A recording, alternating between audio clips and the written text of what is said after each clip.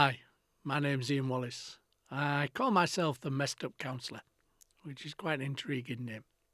And the podcast you're about to see is one of many, and we've been doing about a year now. So you can look back and see all the things we've talked about with guests and on my own over the process. A lot of the information I use in the podcast initially came from the first book I wrote in 2011. Why do we do that? What do we do about it? And that came out and was the basis of all my learning, understanding at that time, which is going back a few years now. And that process of understanding how the world works for people, how we can alter, change, and adapt it, was kind of what it was there to do at the initial stages. I've made that now an audiobook as well, so it's available on Amazon as an audio file that you can check out and you can download to your heart's content, and hopefully that will be helpful. In the podcasts, we're trying to look at all sorts of things about human interactions, human dynamics, the world, and how we might understand it more or change it more. So it gives you lots of ideas and tools in order to think about and look at different ways of being or dealing with things. And hopefully that brings people together and makes people more able to connect and communicate. Lots of topics. If you ever want to connect to me, just obviously drop me a comment on the podcast and I shall try as much as possible to reply. And if you've got any ideas of things that we might want to use on the podcasts, then please let me know. My name's Ian Wallace. Thanks for looking and thanks for listening. Hi, my name's Ian Wallace, the Messed Up Counsellor. Today what I'd like to talk about is something that happens to all of us, but we probably don't realise it or we probably don't understand it. And that's what we're classing nowadays, as we used to class as a different word, intuitive. Now we class it as somatic. And you'll hear the word in therapy nowadays, somatic therapy. And really, it's not something new. We just create a new word in order to create some process with it. So it's something that everybody will have to a lesser or greater degree. And it's sensing the world in a different way to what you would normally experience the world. So when we're going through our five senses, hearing, sight, sound, then we experience the world through our five senses. But sometimes we experience the world slightly different to what we would expect. For example, dogs can smell cancer, drugs, money, blood. Now they're using their nose, they're using their sense of smell to experience those things. Now they're trained to understand that what they're receiving is those smells. But until they've been trained, they would not know what those smells were necessarily. They wouldn't have made sense of it. It would just have been a smell. So until we can put something to that sense, if we can give it an identity, then we wouldn't necessarily make any reference to it. It would probably be just something that happened. So in the counselling room, I can smell fear. Now, that's not an unusual process for most people. But until I knew what that smell was, I couldn't then define it as anything. It was just a smell. Now I know that particular smell is a smell of fear. Now, you might say, well, why is that important? It's important because in my world as a counsellor, if I'm in dialogue with somebody, and they're not necessarily giving me the realistic aspect of their world. They may mask it in some way by being humorous or comedic. Then that smell will give me a sense of something else that's not being discussed, not being shared, but it gives me an idea that there is something else going on. And then I can utilise that idea and I can ask conversational questions around things that are fearful, for example. Not in a direct way, but in what we call warming the context, which I've talked about before with communication. So because that smell, for me, is resonating in fear, then now I can experience that and I can understand it. And obviously I don't just do that with one experience. Obviously it's been multi-layered over many years. But the first time I had the smell, then I didn't necessarily think or identify it with fear. I thought in those early days, when I started using these kind of tools, this kind of sense, I thought maybe my deodorant wasn't working. So I would use more deodorant. But that wouldn't get rid of the smell, this sense. So then I had to contemplate, well, what is this? Is it my deodorant or is it something else? And in those days, training and CPD, I started looking at intuition, the intuitive aspect of being a human being. And nowadays, as I say, we call it somatic. So we're all experiencing that all of the time. But we don't necessarily bring an awareness to it because we don't understand it. It would just pass us by. It's my deodorant's not working.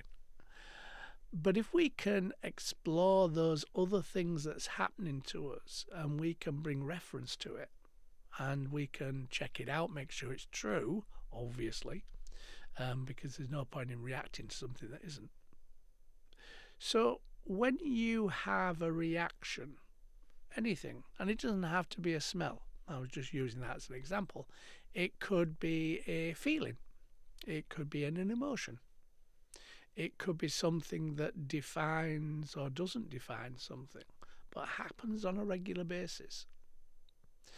But you have to then isolate that. You have to isolate that smell, in that example, with other smells that you will have.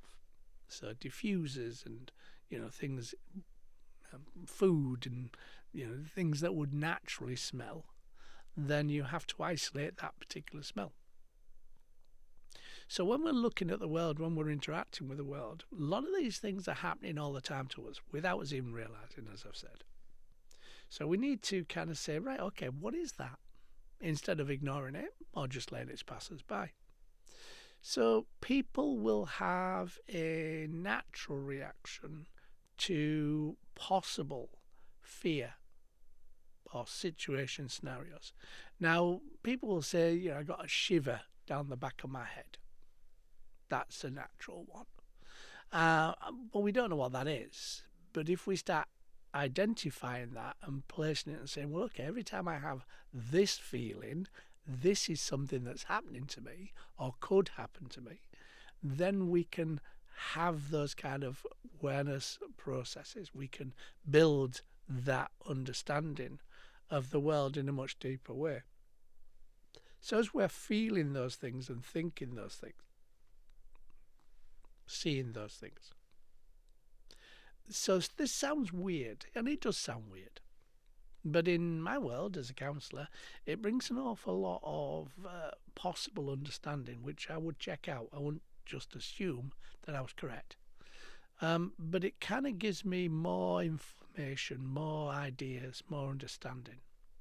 So, for example, if we're looking in the counselling room about death or dying or those kind of things, my eyesight will reduce that intensity of light.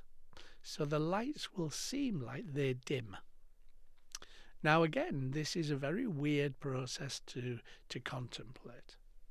But it's something that I've honed over the years and I've checked out and I've found is true. So I will now kind of utilize that. Again, if somebody's not talking about those things, but they are experiencing those things by masking it and talking about something else, then it gives me more information.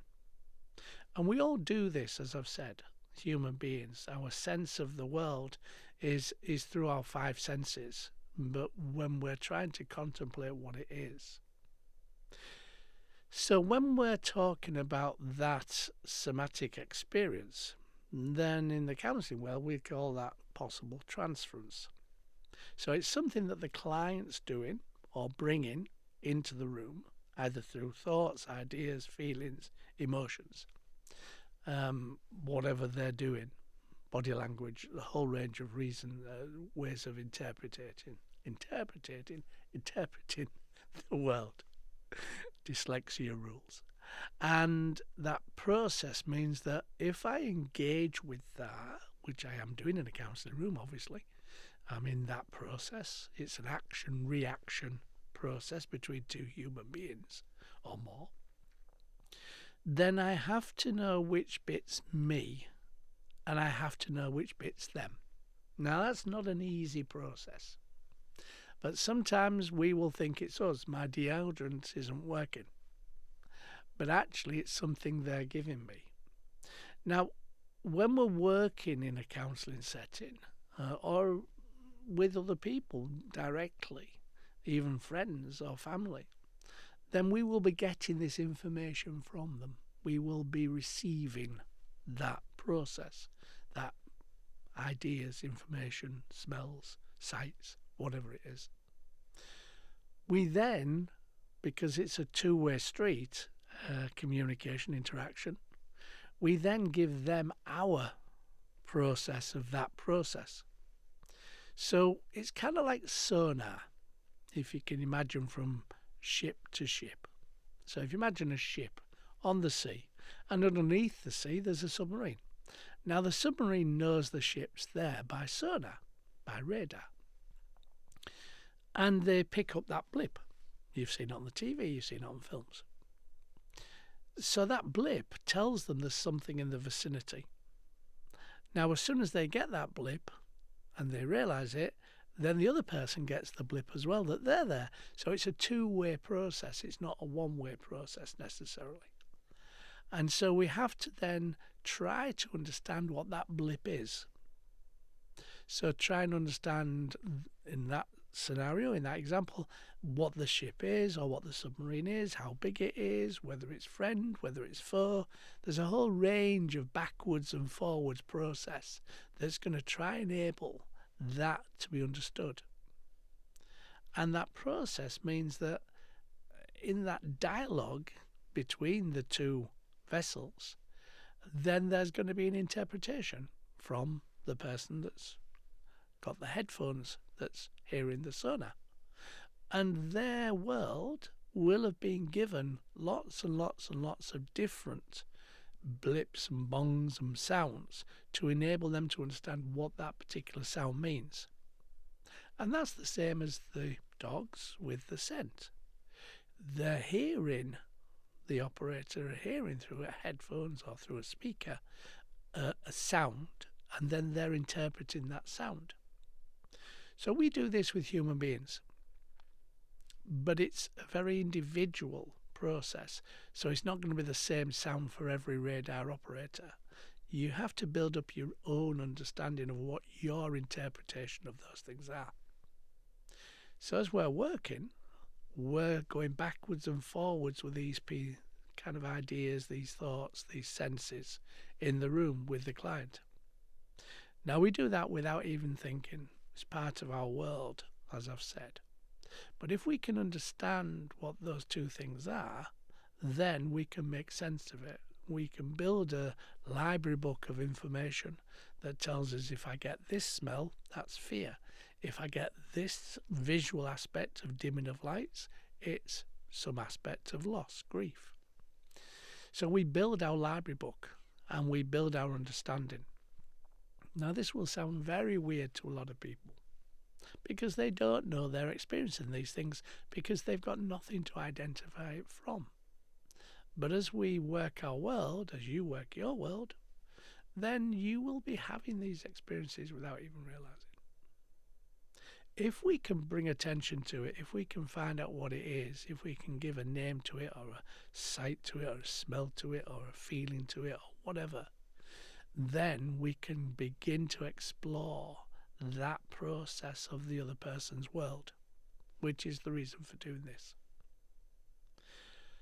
If we get that and we look at it and we kind of work out which bit's us, which bit's them, which is sometimes the hard thing to understand. Is it my deodorant or is it them that's got a fearful process? Then we will build our library book, as I've said, of information understanding. In my world, I can only give you my world. I can't give you your world in this because it is so individual. But in my world, if I wasn't feeling that process prior to going into the room with the client, then pretty much it's got to be the client. And that's the way I understand it. That's the way I bring attention to it. So if it's the client, then I want to be experiencing it previously. If it's mine, I would. So say, for example, I would have a headache before I went in the room. Then that headache, generally speaking, would stay with me because it's a headache. If when I walk into that room, I didn't have a headache and I sit down with somebody and then I feel pressure, the pressure would or might result in a feeling of headache. But the pressure might be the pressure that person is feeling at that particular moment with the situation that's going on in their life. Now, you'll have people that experience weather, thunderstorms, pressure, low pressure, high pressure. They'll experience that and they'll be able to tell you that it's going to rain. They'll be able to smell rain. And that will then give them an understanding of the world that they can't see necessarily, but they know it's going to happen. They can feel it building. They can feel it growing. So those things we do naturally. And a lot of people make reference to that. So all I'm saying is that process about the weather that people experience and feel and can bring attention to, there's going to be a thunderstorm. The pressure's growing, pressure's falling, whichever.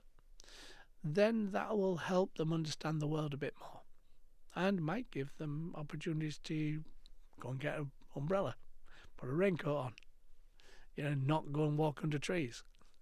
So it can have a direct effect on their world and their life, and it could keep them safe. And that safety process is a very intrinsic part of being a human being. If something is unsafe, generally speaking, we will get some indication. And the more sensitive we are, which is kind of why they call people sensitives, the more sensitive we are to all those experiences, all those ideas, then the more informed we become about our world and the more we can help somebody else's world. Don't go out, it's going to rain. Take a coat with you, take a brolly with you. Put your wellies on. You can help other people by having your own sense of that world. The differences are enormous with everybody. No two people will ever experience the world exactly the same way. So I can't tell you if this happens, that's the reason.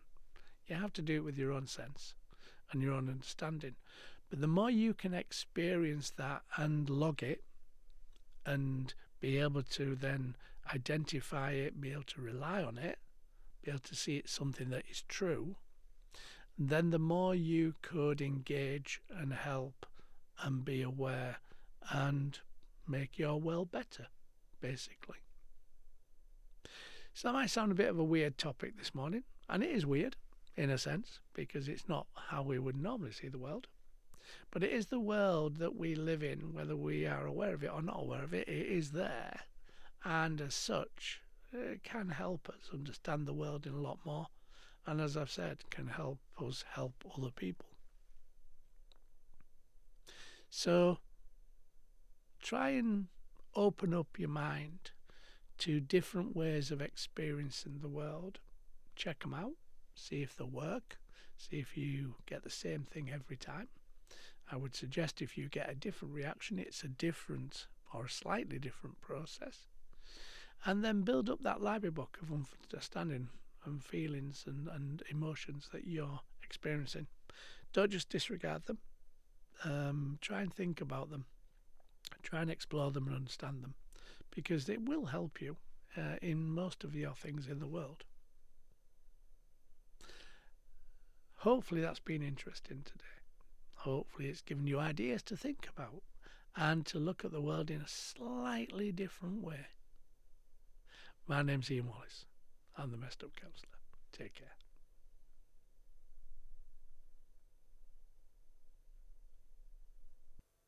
Hi, thanks for listening to the podcast, and hopefully it made sense and was interesting for you.